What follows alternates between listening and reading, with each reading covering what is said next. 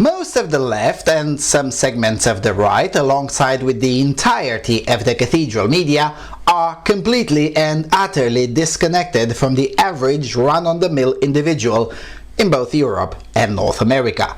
Put simply, a significant chunk of individuals who purport to run the opinions of our societies might as well be living on an entirely different planet than the rest of us. Such state of affairs is not new and has been a consistent source of frustration for many of us, but it can also be a source for new opportunities in on-the-ground, door-to-door agitation. Let's explore.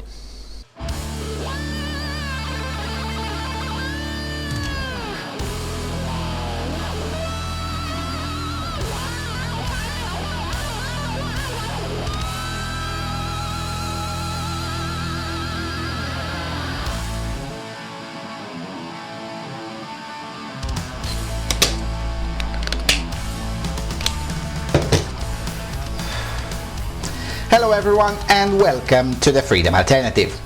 Alright, it's been a while since I've made a practical politics video, but this came up to me because I am right now in a practical politics trip which does involve, in a way, some active measures that are akin to door-to-door agitation. Besides, I have been involved in door-to-door activities both in the commercial sector and in the political one. And I mention this because there are not that many differences between selling a product, let's say faster internet or vacuum cleaners, and selling an idea or a set of ideas.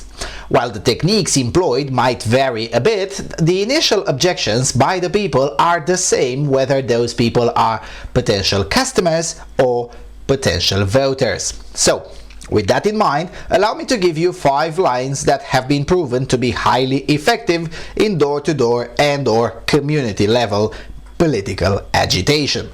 As always, these 5 instances are not absolute, they are not mutually exclusive, and are not inherently irrefutable. They are merely the result of my experience and what I have noticed that it tends to work almost always in areas that should theoretically be fundamentally different. So, with that said, let us begin. Number 1. Check your cisgender privilege. No, I'm serious with this one. Many political operatives tend to forget that the left's stance on sexual politics is not just wrong, flawed, and anti-human, but also fundamentally extremist and so out there, so outside of what regular folks believe, that when you put it to them like this, they almost always ask, where do they sign for the creation of the National Helicoptering Program to rid the society of such vermin? Well, not really, but if you calmly explain to people that for our opposition the world is not described using the baseline of normal people, but rather of abnormality and mental disorder used as a baseline, and as such most of us are suddenly not normal but cisgender, most people, regardless of levels of education, social class or background, tend to understand quite intuitively why the perpetuation of such narratives is dangerous. Now, telling people to check their cisgender privilege and getting them woke on the issue is not going per se to win you anything. You still have to make the case you are there to make. For instance, I am in this area of Romania to make the case why politically correct feminist-driven programs aimed at children are cancer and thus parents should not allow their children to attend them. But starting the discussion with "Have you checked your cisgender privilege today?" works wonders in breaking the ice. Because once you do this, you have the attention of your interlocutor. It basically wins 50% of your argument, and it's a fine shortcut to getting your interlocutor to consider buying your product. In this case, the idea that gender-bending feminists with dubious financing should not get to indoctrinate your child into their kooky ideologies. Number 2. Have you visited the newly opened Gender Studies Factory? Alright, this is not exactly fit for door-to-door, but it did work wonders when I tried to persuade young people away from choosing a degree that ends in studies and towards something else, anything else, or indeed no college at all. Older subscribers might remember that I'm not a big fan of going to university to begin with, but if you are to go, at the very least you should avoid the programs that end in studies, because almost always those are indoctrination camps.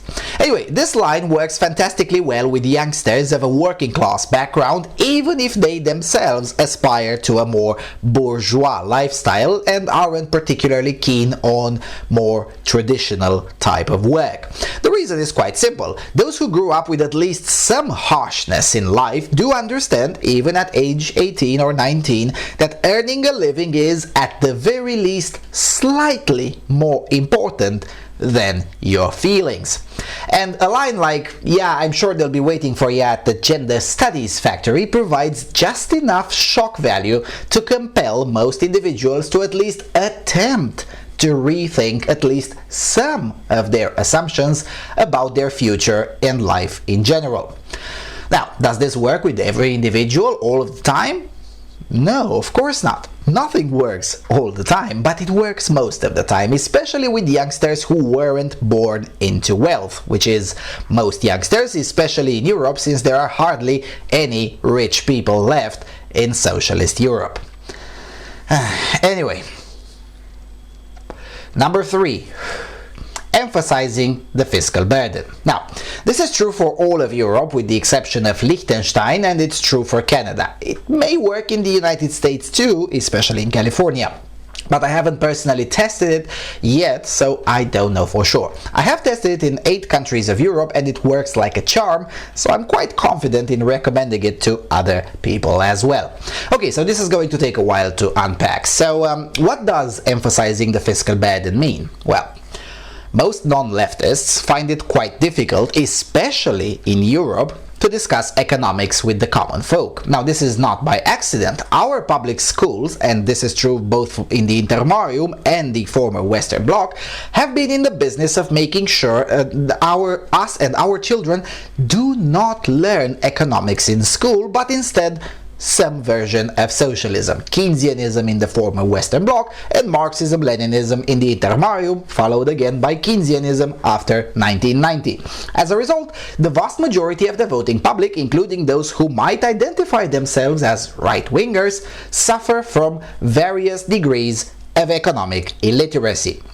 Now, there's no way we're going to change this within the next 2 or 4 or 6 years. It's going to take 30 years at the very least. But Rome wasn't built in a day either. So persuading even 30 people a year can make a difference. So whenever economics comes up in a discussion when I'm doing on-the-ground agitation, I always try my best to steer the conversation away from topics that have been muddied and are sometimes known as macroeconomics. That's not because I'm not comfortable with such topics, but because when you're on the ground, in the community, your time is limited by the fact that the interlocutor is willing to listen to you for 30 seconds, maybe 1 minute before he or she tunes out. So you got 30 seconds to convince the interlocutor to continue to engage with you. As a result, you have to make a choice. Highly theoretical and complex issues such as what percentage of the GDP should go to education or defense, or simple, easy to understand and easy to relate with issues. So I almost always pivot to the overall fiscal burden. I have explained in the past what that is, but the short version is this.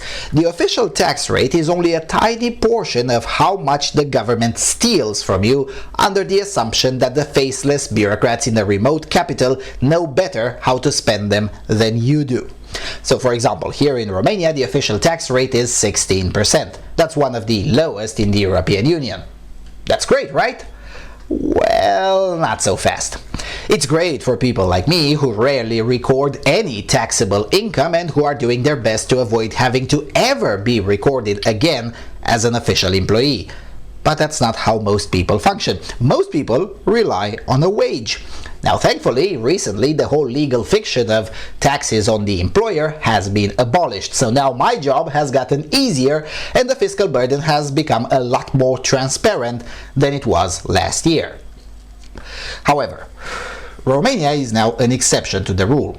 As a rule, here in Europe, for a salary of, let's say, 1,000 euros per month after taxes, The salary before taxes is something between 1,800 euros, but the employer has to pay 2,200 euros because there are additional taxes which are de facto paid by the employee, but de jure considered employers' contributions. A legal fiction which has been serving the governments of Europe quite well in hiding the extent to which they extract resources from the citizenry. Anyway, so in Romania, for a wage of 1,000 euros or 4,680 lei, the employer has to pay 8,000 lei, or roughly 1,710 euros, give or take. Which means the actual taxes on the average employee are about 42%, not just 16%. Keep in mind that this is true even if your wage is 300 euros. This exact same system is in place almost everywhere in Europe, with the exception of the United Kingdom. Even the percentages are roughly the same no matter where you are in Europe. For instance, on a face value, the system in place in the Netherlands appears to be better. But when you get down to this kind of calculus, you'll notice that the actual theft is still around 41 or 42%. But that's not all. In Europe, we have something called VAT, the value added tax. Now, over the last 3 years, most countries of Europe have started to introduce various exemptions to VAT and also reduced rates for certain products. So the actual VAT paid by the average individual is somewhat lower than the standard rate. In Romania, for instance, the standard rate is 19%, but then it's 9% on food, including restaurants and other food-related business, hotels and any other form of housing, and most medical supplies. A further reduced rate at 5% is applied on books, on all cultural events, including festivals, theaters and most events, and social housing. And by social housing, it is understood here as housing built or administered by both public and private entities, including for-profit entities, that will be used primarily or exclusively by disabled children, low-income families, or the elderly. So, by my calculations, the de facto VAT rate paid by your average Romanian is around 16%. You can do the math for your own country by looking up the data on consumer spending in your own area. It requires basic arithmetic skills, so this audience shouldn't have a problem doing it. So, 42% before you even get to see your wage, plus 16% VAT when you spend your wage. But wait, that's not all either. There are also such things called excise taxes everywhere in Europe. Now, those do exist in other places, but nowhere is that bad as it is in Europe. In theory, excise taxes are applied on alcohol, tobacco, and energy. That's the theory.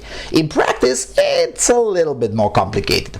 The most perverse excise tax is the one applied on energy because it is huge everywhere in Europe, and its de facto effect is to perpetuate poverty. The US has these excise taxes too, but they're nowhere near as awful as they are in Europe. For instance, the price of gas in the United States is around 75 cents per liter, or roughly 64 euro cents per liter. That's exactly half of the price that is practiced in Romania, even though Romania is an oil producer of its own right and doesn't rely on Russia. How is this possible? Excise taxes. And Romania is not the worst case. In Germany, it's 1.41 euros per liter. In Greece, it's 1.65 euros per liter, more than 2.5 times more expensive than the United States. Now, many people in Europe will say, well, I don't have a car, so why should I care? And it's on you, the political operative, to explain to people the old American adage: if you bought it, a trucker got it there. Excise taxes on energy affects 100% of the people living in that country or territory. As a result, that one should be added to the overall individual fiscal burden. So let's say you're a monk and you don't smoke, you don't drink and grow your own food. You still use water, which is delivered using electricity, so it's subject to excise tax. And you still use transportation, at least sometimes, or have stuff delivered to you. Even a monk spends at least 2% of his shekels on excise taxes. Most people, however, spend at least 5% of their shekels on excise taxes. Those who own cars spend even more than that. By my calculation, car owners in this country spend about 6.5% of their income on excise taxes alone. So, 42% before you even see your wage, plus 16% VAT, plus at least 5% excise taxes. But wait, there is still more! And then there are local taxes and fees, such as property taxes and other fees, such as fees to change or update your ID, other small taxes on your car, as well as fees that you don't technically give to the state but are mandated by the state, such as the fees to modify your car to fit the ever more insane car regulations. These amount to an additional 2 to 3% of your monthly income. And again, I'm using the conservative estimates for Romania at July the 31st, 2018. Yes, I gathered my data for this video before I left Cluj to go on the field, so I sorta cheated.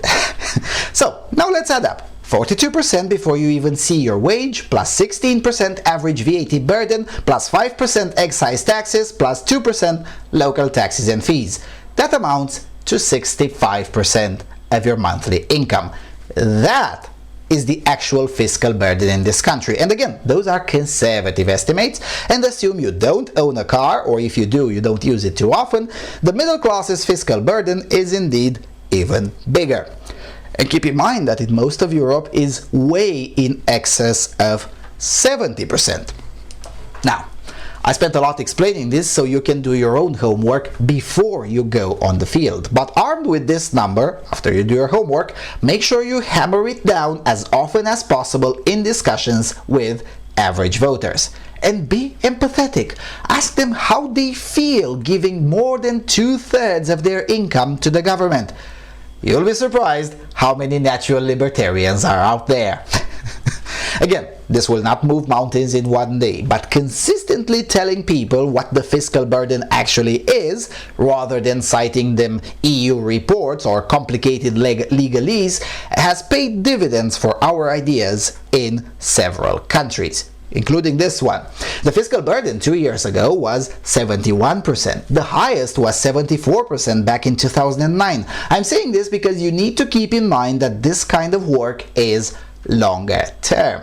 In 2010, I was writing for a now defunct paper that we won't get a 10% state in 5 years, though that would of course be awesome, but we can get from a 74% state to a 60% state in 10 years. Well, 8 years down the line, we're getting there. And a large chunk of that success relies on the use of this particular line of always insisting on the fiscal burden when talking economics with regular people. It may not seem that way, especially if you live in a highly leftist area, but the average people have a certain level of morality and fairness, and most people can actually recognize that 65% fiscal burden is both immoral and deeply unfair. Anyway, let's move further. Number 4, don't be shy in using history. One huge assumption of many political pundits, both on the left and many on the right, is to assume that the plebs don't know or don't understand history. Now, it is true that most people aren't spectacularly well versed in history, but this has been true since forever, and in fact, in the current year, more people know at least some things about history than ever before. So not only this is not a new challenge, but it's also an easier challenge today than it was 30 or 50 or indeed 100 years ago. Using history when doing on-the-ground agitation has its limits, of course. If you're using some obscure facts of history that require a lot of explaining, then you've already lost. Nobody has time for a history lesson at their front door. A few ways that I found efficient in using history is when combining a known or easy to digest historical fact followed by a simple deduction. For instance, the United States had no income tax before 1913, and it still won wars, the country had roads, schools and hospitals, and Americans were the most literate population on Earth. This is 100% true and very easy to follow by everyone. This works wonders with people who are on the fence on whether income taxes are fine or not, or whether the income tax should be increased or decreased. Obviously, this tactic doesn't work with committed leftists, but you'd be surprised how few committed leftists actually do exist out there. Most people are just dragged on to a left-leaning message because our message has been and continues to be consistently censored. And that's why you need to go to do on-the-ground agitation. A lot of people, well, I would even argue the majority, especially in Europe, any European country really, have never heard a proper conservative case being made to them. Another example that I have successfully used is local. I make it a matter of routine to remind people that we fought the Ottoman Empire for almost 500 years, and one of the biggest objections we had against the Ottomans was that they were imposing dhimmi and harac, or jizya. These two represented roughly 15% of the national income. The overall fiscal burden on the average citizen was no higher than 20% at any given moment between 1300 and 1878, when the Ottoman rule ended.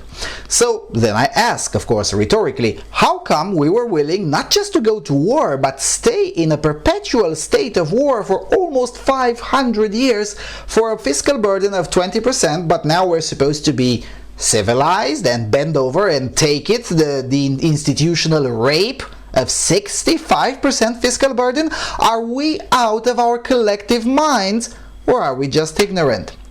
I started using this line in 2014. Since then, I recruited more than 100 radicals just with this line alone. Several other thousands of Romanians have started studying economics, trying to prove me wrong after they heard this line, which since then has been used by other political operatives as well, and I hope more use it because it freaking works. Obviously, this doesn't work in places where there was no Ottoman rule, but almost every country has a similar example. For instance, for Britain, you can remind people that at the height of the British Empire, when it ruled more than a third of the world, the empire was imposing a fiscal burden no higher than 15% of the national income, and the fiscal burden on the average Englishman was no higher than 10%. And the country still had roads, schools, hospitals, universities, and was leading the Industrial Revolution and by extension the economic affairs of most of the world. Again, this is a tactic, not a supreme argument per se. It's basically moving the middle. Because once you come out with such a proposal, then you can be kind enough to start negotiating. As in, okay, maybe we can't have a 20% stake like in 1750, but surely we can go down from 65% right now to something like, I don't know, maybe 35%? That's already more than 50% higher than the 1750s. It's more than reasonable, ain't it? Again, this doesn't work all the time and with every person, but it works a lot more often than not, especially in conjunction with the previous line about the fiscal burden and with people who've never considered that the state might indeed be too big. Because in Europe and Canada, unlike the United States, the size of the government is rarely something being discussed, and we must push that topic into the mainstream. And we will. One heart and mind at a time. Finally, number 5, always ask questions and insist that the world is not perfect. This is something that conservatives in Europe have failed to do over the last 40 years, namely to reinforce the tragic vision that underpins any flavor of conservatism. The world is imperfect. People are imperfect, and no, they're not perfectible. The idea that people are perfectible killed over 100 million people in the last century alone and continues to kill people in Venezuela, North Korea, Cuba, South Africa, and many other places. This is easier to sell in the intermarium, of course, but it is nonetheless something that needs to be reinforced in every other place. As for asking questions, the purpose is, in part, to find out what are the main topics of interest for the area in which you're conducting agitation, but also to prepare the ground for the tragic vision. Basically, what I do, and advise other political operatives to do as well, is to tell people the truth. Look, I'm not going to promise you that my ideas will turn this place into a land of milk and honey in 10 years. And whoever promises you that is either a fool or a liar. People are imperfect. What I can promise you is that my ideas will channel the inherent imperfection of people into something slightly better for you and your community. Obviously, with language adapted to the area you're in. Use too many academic words and you lost before you even finish your sentence. For instance, when I argue for Second Amendment rights, and yes, we're slowly starting to fire up the agitprop on that, I don't tell people about unalienable rights, because nobody believes in that in Europe other than a few people like me and most of this audience, and perhaps another 150, maybe 200,000 people Europe-wide. Whether I like it or not, and I don't, in practical politics you have to work with the tools being given and the tools available due to various immutable characteristics. We didn't inherit a culture of natural rights in Europe, and we're not going to get one during our lifetimes.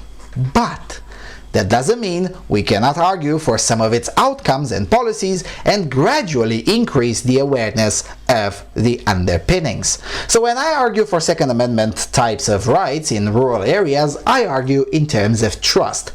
Who do you trust more? The policeman who has been sent into your village from a remote county under the approval of the city that is 50 kilometers or more away from your community? Or the big dude that you grew up with and now has his own family and has a stake in the well-being of this community? Who will be more responsible with the weapon and who will want to do more for the safety of your community? The remotely appointed policeman who doesn't even live here, or the neighbor you've been knowing literally since he was born? They're both imperfect, but they're not equally imperfect, are they? This is basically asking questions and affirming or reaffirming the inherent imperfection of the world. We don't have unlimited choices, but we do have some choices. The practice of asking questions can also be useful if you have a wider audience. For instance, sometimes the mayor of some local group or some local group organizes a sort of public hearing. I guess you can think about it like something like the town hall, although they're not really like that and not incredibly common in Europe. Anyway, when that happens, you might end up with hecklers or people who just want to disagree because potato. In such a scenario, the most efficient way is to ask questions with the view to clarify where you differ from the individual, from the heckler. Once you clarified that, you won 70% of the argument. Perhaps even more than that if the heckler is a committed leftist. And I'm not joking. The most successful agitation operations in rural areas that I oversaw or participated in were those where a committed leftist showed up. And the reason is simple. Once you ask the questions and compel the lefty to talk about how great it would be for the whole village to be replaced by Muslims, that's game over for leftism in that community. Same goes for any other topic. Remember, in smaller communities, the richest members are also the members that wield a lot of respect. So once you compel the leftists to outright say that they would like to confiscate 90% or more of the wealth of the most respected members of the community, that's game over for leftism in that community. Basically, in almost all circumstances, asking questions and allowing for answers is just good tactics. Normal people will, more often than not, figure it out while answering why their ideas may not be the best and why they should at least consider what you're proposing, while committed leftists will gather enough rope to hang themselves with. Anyway, I think that's it for now.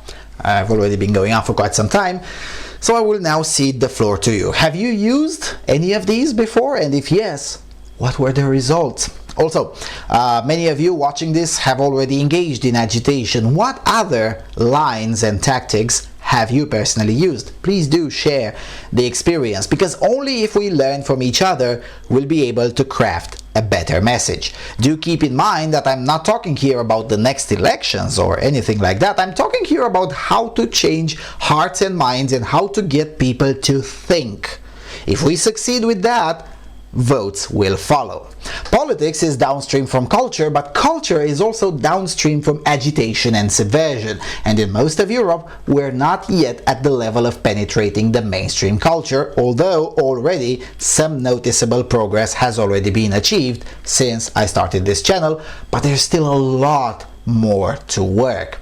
Also, I'm interested in local particularities, because although many things are common, there are many local and localized issues that change the narrative quite a lot. And we must keep those in mind at all times, because otherwise we'll be committing the same mistake as the left does. To exemplify that, I'll point out to the Democrat dude, I think his name is Keith Ellison, something like that, campaigning in Spanish about how he doesn't believe in borders, and is doing that in a Rust Belt state. Good luck with that. Anyway, that is the kind of mistake that we need to avoid. As long as we keep it real, keep it grounded to earth, and we are patiently and calmly making our case, we will be fine. We will prevail. We just need to persist. The hardest steps have already been taken in most of Europe. The corridors of opinion are all collapsing everywhere, so don't be shy. Go out there and agitate. What's the worst that can happen? You might go into a place where nobody believes you. Well, big deal. I was doing Eurosceptic agitation in 2005 when literally nobody was an Eurosceptic. So have some confidence. The world is much more diverse than what the cathedral would have us believe. Anyway, I'm looking forward to reading your experience down below, as I will be traveling for the next week or so in a mixture of agitation, video production, and personal business. Hope this works out well. And with all of that being said, thank you all for watching. Thank you for your consistent and generous support. If you derive any value from the work being done here, please do consider throwing a few dollars my way. Any shekel helps, since I'll soon need to replace that camera. Please do subscribe to my social media, and I will see you all quite soon on the Freedom Alternative.